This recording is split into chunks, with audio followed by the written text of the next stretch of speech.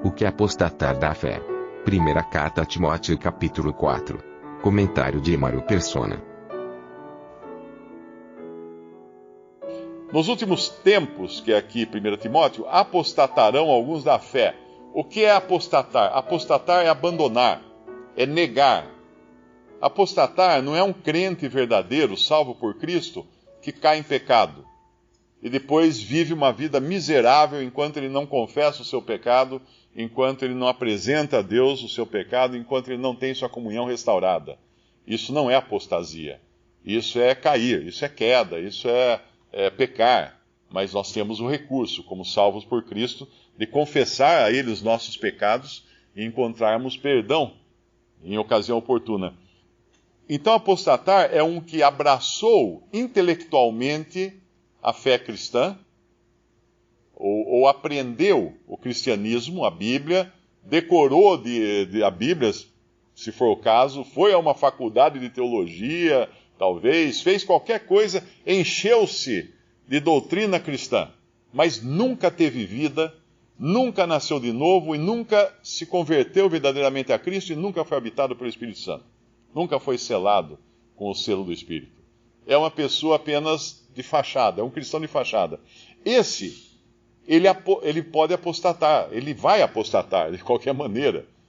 O que ele vai fazer? Abandonar esse conhecimento que ele teve.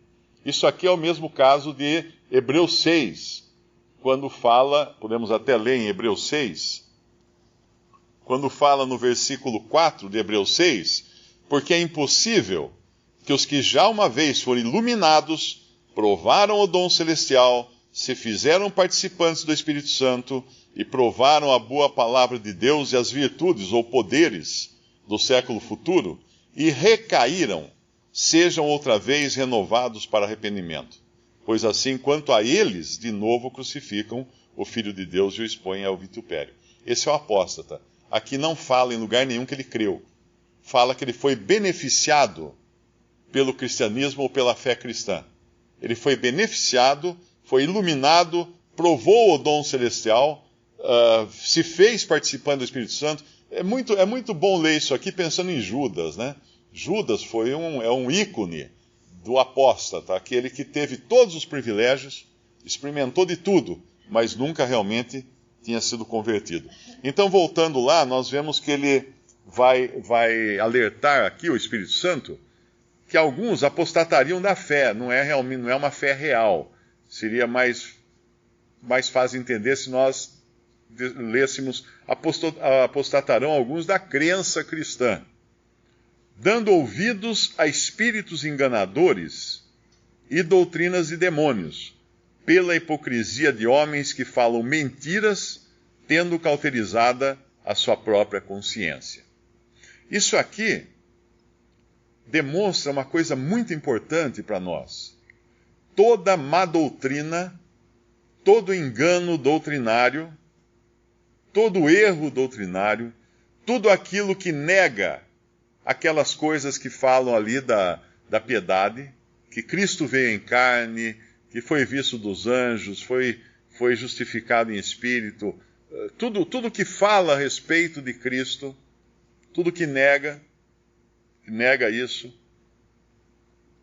a origem disso está em espíritos enganadores e doutrinas de demônios. Então não é uma coisa simples alguém falar assim, não, eu sou budista. Ah, é? Você não sabe o que tem por trás do budismo, sabe? Demônios. Doutrinas e demônios.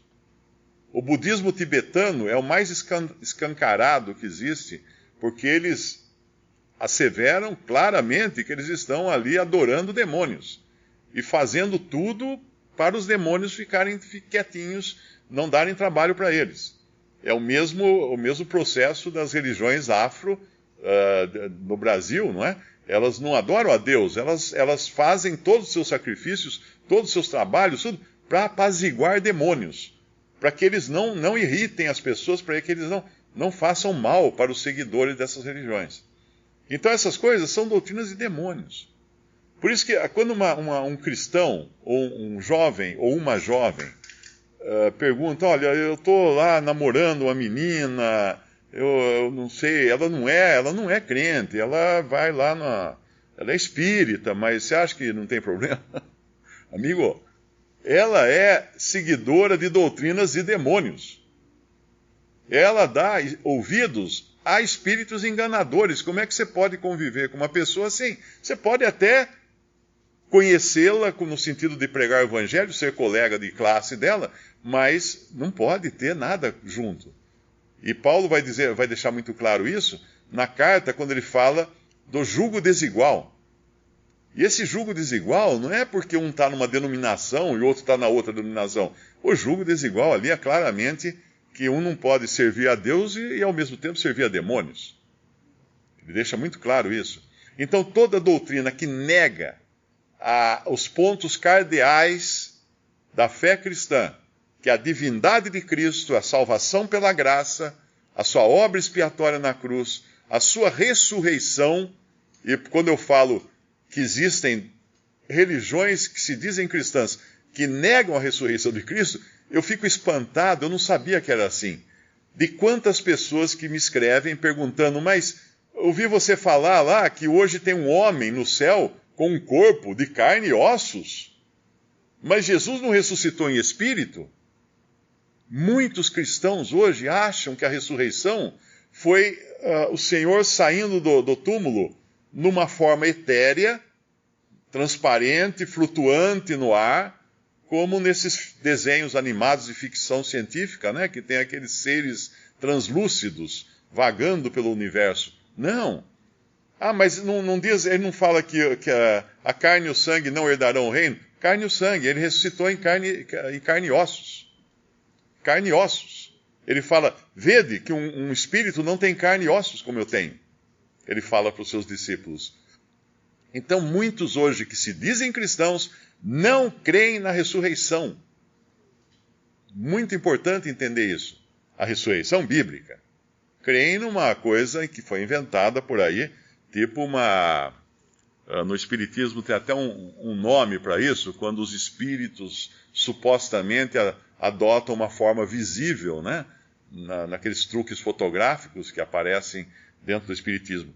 Mas a sã doutrina cristã, envolvendo a pessoa de Cristo, tudo aquilo que não bate com ela é ensino de demônios, é ensino de espíritos enganadores. E quem é que fala, quem é que prega essas coisas? Homens hipócritas. Por que hipócritas? Porque são fingidos. Pela hipocrisia de homens que falam mentiras.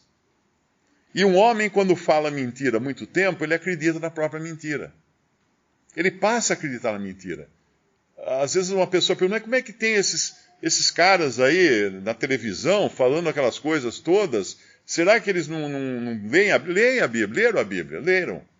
Mas eles acreditam nas mentiras. Por que eles acreditam nas mentiras? Porque no momento em que você faz uma coisa, repete, cria calo. Você não sente mais remorso pelo que você está fazendo. Um trabalhador na lavoura, ele tem calo nas mãos, então ele pega na enxada todos os dias, não sente nada. Uma pessoa que não tem esse costume vai pegar na enxada um dia, já vai ficar com bolha, com sangue saindo da mão. Então esses homens, eles cauterizaram a própria consciência. Criaram um calo na consciência, então eles são capazes de, com a maior cara de pau, pregar mentiras que aprenderam de demônios, que aprenderam de espíritos enganadores, e aí vem depois uma série de regras, como ele vai falar na continuação aqui, no versículo 3, ele começa falando, proibindo o casamento, ordenando a abstinência dos manjares que Deus criou para os fiéis e para os que conhecem a verdade, a fim de usarem deles com ações de graça. Porque toda criatura de Deus é boa e não há nada que rejeitar, sendo recebido com ações de graças, porque pela palavra de Deus e pela oração é santificada.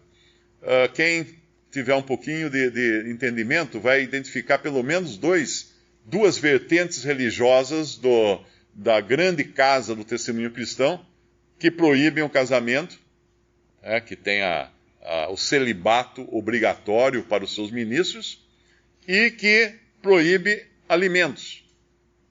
Você não pode comer carne assim, você não pode comer, em tal dia não pode comer carne, ou você não pode comer esse ou aquele alimento. guardando uma série de restrições que tinham a ver com a lei, mas eram figuras apenas. Então, existem hoje, dentro do círculo cristão, religiões que pregam essas coisas que não os seus líderes, os seus pregadores, cauterizados que foram nas suas consciências, não percebem mais que estão pregando mentiras ensinadas por espíritos enganadores e por demônios.